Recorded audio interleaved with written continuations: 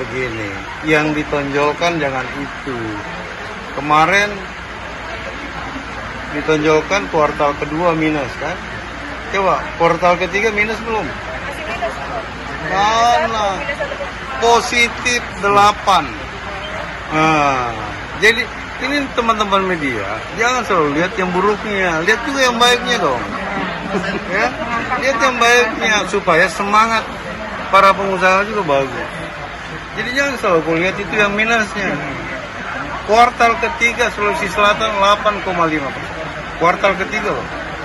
Year on year itu minus 1 dari 3,6. Artinya 2% tuh kita punya di krisis ke krisis. Sulsel itu punya daya tahan tersendiri. Kenapa? Karena kita di sektor pangan. Ya. Nah, oleh karena itu saya ingatkan pada kita semua bahwa Sulsel ini harus memberikan kontribusi terhadap pertumbuhan ekonomi nasional. Ya. Nah, saya kira kita nggak usah pesimis lah, kita optimis.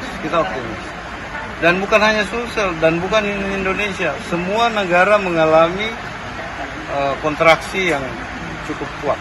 Ya. Makanya kita bersyukur sebagai negara agraris, ya tentu tidak ada satupun manusia di dunia ini menunda makan. Ya. Nah, oleh karena itu pangan tidak ada yang beli, pasti dibeli.